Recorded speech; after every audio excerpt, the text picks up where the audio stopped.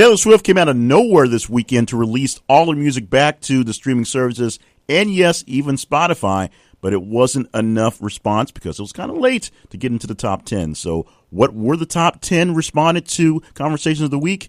We'll find out in just a moment. This is the weekly wrap-up podcast for thisistheconversation.com, and this is for the week ending June 10th, 2017.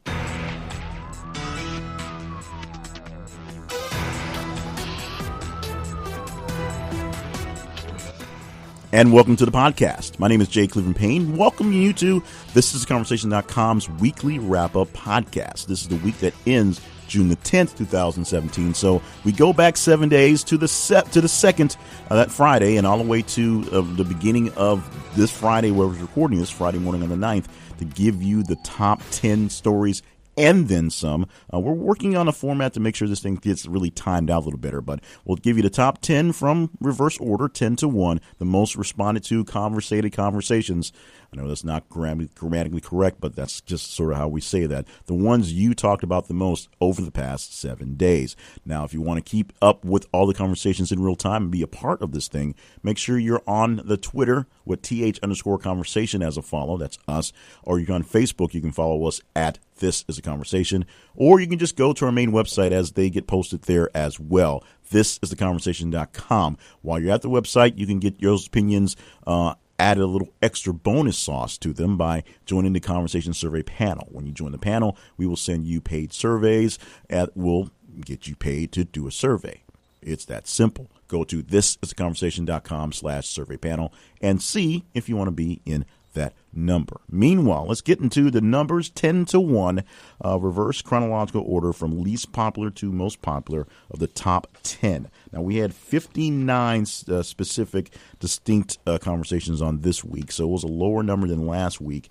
Had a lot of things going on in the world here, personally, in the outside world of the work stuff as opposed to the world of information stuff. But hopefully there was plenty for you to conversate with, plenty to talk with and react to this week. We saw lots of numbers. That was a big thing we saw. We saw a large jump in the numbers of people responding to what we had. So we thank you for all the newer people coming into the conversation. Thank you so much for being in this thing. So let's go ahead and kick this off with the top 10. Let's start with the number 10 spot, and we have Chris Bosh. Chris Bosh, who was drafted the same year in the same draft as LeBron James a bit later for going to Toronto and eventually ended up playing with him in Miami, is going to see his career come to an end due to his illness. Now, the doctors have ruled that his blood clot illness is so severe, the one that's kept him from playing a full season 2 seasons in a row, that Chris Bosh needs to hang it up. Now, remember, Chris Bosh is about 3 years older than LeBron James, who came out straight out of high school. Bosh played some college ball, so he's got a bit more extra mileage on him, but still essentially in his prime. He's not as run down as some of the other guys in that famous draft, and he's also not quite as famous as those guys as well. In the same draft as Dwayne Wade and Carmelo Anthony, which is part of the reason why they're such great friends, and especially the three that got to play in Miami. Now, Chris Bosh is essentially looking for a new career, whether he likes it or not. He's been appealing this thing ever since he first got put on the bench 2 seasons ago by Miami, and just hoping to get one more try. Whether he decides to keep on playing basketball here, there, or anywhere, or find someplace in a back office or in a booth somewhere for calling these games, we'll see what happens. But as of right now, the official NBA doctors say Chris Bosh has career-ending illness. That those are blood clots, dangerous blood clots that just release blood clots into your lungs, which is a bad thing. Number 9 story. The White House decided not to block James Comey's testimony before Congress, which happened yesterday in real time. As this is being played back or released on Saturday, it had been 2 days ago on Thursday when the actual testimony went down. Now, we don't have any testimony issues in this, so we'll just tell you a bit about the testimony right now, so we'll get that out of the way pretty much. So the Trump administration decided not to block the Comey testimonies because they could do that if they felt it was a national security risk. So Comey went to D.C. on Thursday and got a chance to talk in front of senators from the right and the left. Some of them gave him praise. Some of them gave him a little bit of hell. Most of them were very respectful. Actually, they were all pretty respectful of him himself. Some didn't like some of the things he had done. And the questioning went as you would expect. Some people were trying to play a bit of offense for the Trump administration, some playing defense for the Trump administration, some playing offense for themselves, and some basically trying to pin Trump for being a bad guy. The biggest hot topic from his testimony was the fact that James Comey literally called Donald Trump a liar, or suspected him of being a liar, using the word liar many times in his testimony, saying the reason why he actually started taking his notes was because he had to make sure that these statements can be refuted. And then after he was fired, and that went back and forth for a while, he realized, wait a minute, I have those notes. Those could be the quote unquote tapes that Trump could be talking about. And if Trump has some tapes, he actually said, by golly, I hope he pulls them out. He said, like, by golly, that was a real thing. So that was your number 9 story for the week. Number 8, the toxicology report for Chris Cornell came out late last week. We talked about it on Friday late in the day, and it concluded that the drugs in the system did not cause the singer's death. His family has stated that he was on certain medications, prescription drugs, that may have made him a little out there, a little loopy, not right in the head. But the coroner says the drugs were not a factor in anything towards his death. Of course, still listed as a suicide. Police respond to multiple security incidents in London. That's how we originally posted this one on Saturday. That turned out to be 3 men in a van crashing into pedestrians on London Bridge, and then leaving the car and going on a stabbing spree. They ended up killing 7 people in the initial attack. An 8th person was found, a body that jumped, fell, ended up in the river over the bridge a few days later, making a total of 9 people dead in the total attacks. Police on the scene, as they say in London, had a unprecedented amount of firepower used against these assailants. 3 men who were gunned down pretty quickly by around 50 to 60 rounds, something that you don't see in London very often, because most of the times the police aren't even carrying weapons. But they took care of that pretty swiftly, although the panic went for a while because no one knew exactly what was going on. Over the next couple of days, 12 to 15 people were arrested and then released in connection to questioning of the deal. The biggest thing about the whole ordeal, number one, they waited a few days to release the names based on the fact that the British weren't so happy about the names being released for the Manchester bombing from 2 weeks ago. Number two, most of the people in who knew the assailants, who were all of British descent, all British origin, they were from Muslim descent, but British origin, were pretty. They didn't speak they didn't speak badly of them, but they did say there were some weird things, like one guy rented a moving van, so he asked about getting a van and things like that. One guy was really devout and was talking about prayers in the city, or in this part of the neighborhood they lived in. So it's one of those things where you think you know the guy, but apparently you don't know him as well as you thought you did. Of course, ISIS did claim responsibility for this action a few days later. We'll see how this thing's going to come down as well. We also had twin assaults on the Iranian parliament and a shrine in Tehran happen this week. Now, about 12 people died in these incidents. ISIS also taking responsibility for this incident where gunmen made their way into the parliament in Tehran, and shot the place up a bit, then made their ways down to a local shrine and shot more people there as well. About 17 people died in that whole incident over the middle of the week, something that also just an oddity in itself. The Ariana Grande One Love benefit concert went off without a hitch on last Sunday, where it was aired on American television on Freeform, and there were plenty of great performances. Coldplay came out. What a great act. Miley Cyrus was there. Katy Perry was there, and a very touching closing rendition by Ariana Grande, showing that Manchester, London, and the world are not going to back down from random acts of terror. Money was raised for some of the victims there in Manchester and just generally for keeping the peace in the city. This, of course, happened the day after the London attack, so people were a little worried about what was going to happen in the concert and in the city and in the nation, by the way. The terror alert did not get raised back to the highest level after the London attack, but there was some talk about making sure things were very vigilant, things were still kept aware on that level. We know things were pretty great for the concert. Ariana Grande put on a great show for the world to see how we respond to terrorism. Here's an interesting thing that happened over the week. Qatar, or Qatar, based on how you want to pronounce it, had its ties, its diplomatic ties, cut with 5 nations that border it, which means essentially since it's a nation in the desert, in the middle of nowhere, they had no way to get anything for a couple days. In fact, the ban is still there. They're still working out some deals and details on what's going on, making things work out. Oddly enough, the United States is dealing with a not so much a treaty, but working on some details of a deal for keeping troops there from the United States there in Qatar. But as of the moment, Saudi Arabia, Bahrain, and Egypt were 3 of the top nations that were pulling out of its ties diplomatic with that nation, mostly because of some statements given by the Qatari government that were pro-Muslim Brotherhood, pro-ISIS, for lack of a better term, and anti-U.S., especially 2 weeks after the U.S. Delegation just left with Donald Trump in the region.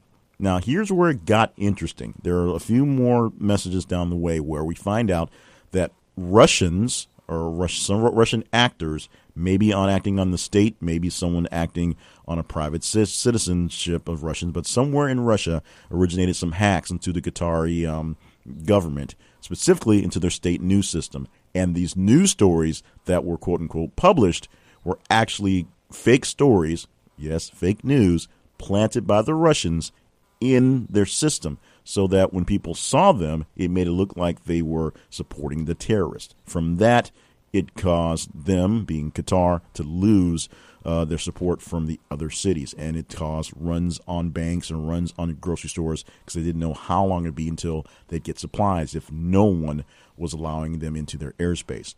Donald Trump, of course, took credit for this happening. And there was also a sort of fakeish news story out there that Donald Trump didn't actually know that the United States had troops in Qatar. Qatar was a major staging place for troops who were battling ISIS and other issues in the Middle East. However, someone did some research, and from a speech back a few months ago, he gave raving reviews of all of the allies in Saudi Arabia and what they're doing, including the stuff going on in Qatar. Raving reviews of the troops working in Saudi Arabia and the area, including the troops in Qatar, I should say. Not so much raving on Saudi Arabia, but that, of course, came later.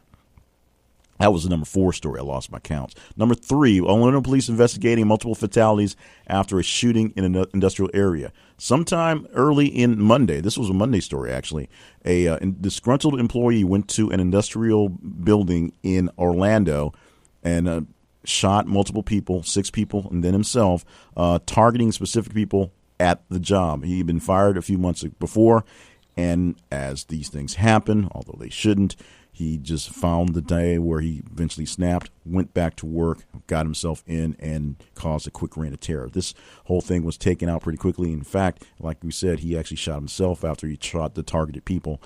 This is, of course, a sad story to happen. We feel for the families of all involved in this one. A bit of an odder story, as police had to shoot an attacker outside of the Notre Dame Cathedral early in the week. This person was attacking or going after a police officer with a hammer. He had a hammer. He was going at him. He was manic, and police had to shoot him to basically get him to withdraw. Another just oddity on the day. And that was the number 2 story that popped up. The number 1 story, and this story is on tops by about 25-30% on the number 2 story, is what happened after the attacks on London. And this had nothing to do with the attacks themselves. This is a person who really had absolutely very little to do with the whole thing at all. CNN has a host of a show on spirituality called, the show's called Spirituality. The host is named, not called. His name is Reza Aslan. And after Donald Trump dropped some tweets on the Londoners, and specifically, sorry about that, specifically on the mayor of London, on a message he said about not being worried about extra terror, when the mayor actually said, don't be worried about the extra response from police, extra police out. Don't be alarmed from that. Reza Aslan dropped a tweet out calling Trump a piece of blank, and that blank starts with an S, and you can go with that. Now, other than the fact that he being Reza Aslan, he's on CNN on a weekly, basically time killer show that no one actually watches. No one would even care, but because they had CNN attached to it, they could use that as a sort of fodder for what the CNN, the mainstream media, is doing to defame the president. Whether you believe the president is a piece of blank or not, it's on you. Whether you believe Reza Aslan is a jerk for doing that, he probably is, but that's on you. He got a little extra famous for that one tweet. No word that I could find on the fact that the show would continue to air on the network, although I've yet to see any more promos for his upcoming shows on the network. Those were the top 10 of the week. Now, a couple also thans. We have Ananya Vinay as the first solo national spelling bee in 4 years. And if you watch the video of her spelling her final word, you can see a bewildered and frightened child wondering what's going on as confetti is flying, people are screaming, and her parents are mobbing her on the stage. It's a cute thing, but it's the first time in 4 years, as we said, that we had not had a spell-off, a tie, to have a single champion in the spelling bee for the Nerd Bowl, if you will. Peter Sallis, the voice of Wallace and Gromit, died at the age of 96 over the week. We all are, of course, mourning the loss of that great voice from that great and very funny cartoon. George and Amal Clooney welcome Ella and Alexander to the world. They're twins. George and Amal Clooney, the most famous people in the world who aren't named Trump right now, had a couple babies. That's all you need to know. Back away from them. They had some babies. They're famous. Go along with that. Derek Fisher over the weekend got caught in a DUI and crashed a car in the process. We're talking about him extra because the car he crashed belongs to Matt Barnes. Now, why does that mean anything? Well, it's registered Matt Barnes. Matt Barnes is the ex-husband of Derek Fisher's current girlfriend. And Matt Barnes and Derek Fisher have had some words between each other about Derek Fisher dating Matt Barnes' ex-wife, and Matt Barnes is kind of a hothead. So after a real confrontation that meant Matt Barnes had to leave after a basketball game, drive to his house because his kids were a bit upset because Derek Fisher was hanging around their house. Now the car that his wife owned that was paid for by him was crashed by the boyfriend who was drunk while driving. Yes, this gets worse. What doesn't get worse is Taylor Swift stuff. Taylor Swift is awesome. Taylor Swift is amazing. And Taylor Swift comes in to swoop in and take away any sort of credibility from Katy Perry right in the means of it. Last night, as I'm recording this, and of course Friday morning, Thursday night in real time, Katy Perry at midnight released her 5th album. At the same time, Taylor Swift released her entire catalog back onto Spotify and many other streaming services after a 3-year hiatus, and a very public blow-up, which caused many other people to take their stuff off because Taylor Swift said she wasn't getting paid enough. But apparently, she figured out a way to make it work and a way to make it work so she could kind of rub it in Katy Perry's face at the same time. The UK election results are a disaster for the Prime Minister, Theresa May. Now, you can kind of decipher that as you want to, but the Prime Minister had to deal with election results after having to deal with a crash and stabbing issue in London a few days before. What happened was the party that she leads, the Conservative Party, the party that is leading the Brexit to get out of the European Union, lost a majority of the seats in Parliament, which means the party in charge that has a lot of things in the works doesn't have the people in place that really want to get that done. They'll probably start tearing things down. And she, being Theresa May, because this is how Parliament works, will have to come up with some way to talk to her Parliament and come up with a consensus to get things done. Believe it or not, that's how things work out. When someone's the executive, they talk to the people in the legislative to make things happen. We should teach that to our executives, but whatever. That's how things work, apparently, in other places, not quite here.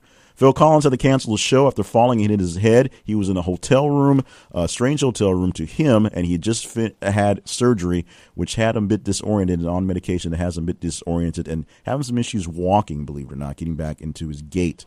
Now, he woke up in the middle of the night, tried to make his way to the restroom, and fell and hit his head, which is serious for a man of his age, serious for anyone, but he's okay. He's fine. We just had to cancel some shows while he gets back together and gets himself back in order for upcoming things. We also have LeBron James rumors. Of course, right now, the Cavaliers are down to the Warriors 0-3, and the decision may have happened last night, recording this on Friday morning, so maybe last night the Warriors made history, and we'll talk about that on Monday in the Daily Recap podcast. But we also know that LeBron James may move to L.A. because he already lives there and play for the Lakers and Clippers because he has a house there. That's essentially how that's running. So you can take that with as many grains of salt as you want to. But he's up for free agency in 2018, and maybe he'll just go home to where his house is as opposed to home to where he grew up. Early in the week, we had a video that pretty much showed Rex Ryan and Rob Ryan, former NFL coaches, in a bar fight in Nashville while hanging out, watching some Predator stuff. Probably not the way to get a good gig after being fired a couple months ago. Michael Bloomberg pledged his personal money to the UN after Trump pulled out of the Paris Accords because he's a billionaire and he can do that. And Sony, two more things. Sony is going to put out some of its clean version videos in a new initiatives to basically regular people. So the versions of movies that you watch on airplanes or you see on late afternoons on Saturdays, filling time when there's no football, may come to your own personal DVD or digital library via Sony. Some of the people who made those movies and like them to stay dirty aren't so happy about that. And Hank Williams Jr. is returning to Monday Night Football this season for ESPN after a 6-year hiatus from him. Of course, 7 years ago, he made some remarks against President Obama, and ESPN, not being one to ruffle their bracket picker in chief, decided that Hank needed to go away for a bit. Hank coming back, him, his righty friends, and his soundtrack every single week for the opening of Monday Night Football once again this season. And those are some of the good stories, best stories, we think, of the week that weren't in the top 10, and plenty of stories in the top 10, plenty of responses to those, but those that we had based on timing sometimes, based on just the merit, and sometimes just because you can only get so many in the top 10, didn't quite make it. We thought you might want to rehear them again. Thank you so much for joining us for all our conversations this past week. To make sure you're in the real-time conversations and can make your mark on what makes it into the top 10 and the also thens, follow us on social media and react to the conversations as they come down. Respond, reply, tweet, like, do whatever. Go to Twitter at @th_conversation. Go to Facebook at This Is a Conversation. And, of course, our main website, thisisaconversation.com. Stop by the websites and check out some of our sponsors. They're doing the best they can to be good stewards to the world and make a little money and keep some cash in their pockets and make sure their kids are fed. And maybe they can help you out with something that's a great need for you, and you can help them out, and in turn, they'll help us out. That's how sponsorship works. Once again, you want to find out anything else I'm doing other than this thing here, check out my main website, jclevelandpayne.net. And thank you. That's 5 times. Thank you so much for being a part of all our conversations all week long, every day, in and out, late, early, however you respond to us. We're so glad that you're a part of the ride. Make sure you're getting this podcast and the other podcast, the 5 Daily Recap podcast, in your feed wherever you love them. We love to get podcasts. Subscribe to them and leave some reviews if you can. And, of course, just be here again for Monday when we do 3 days, Friday, Saturday, Sunday. Then daily recaps for all week long, and then back again on Saturday, another weekly wrap-up podcast from thisisaconversation.com.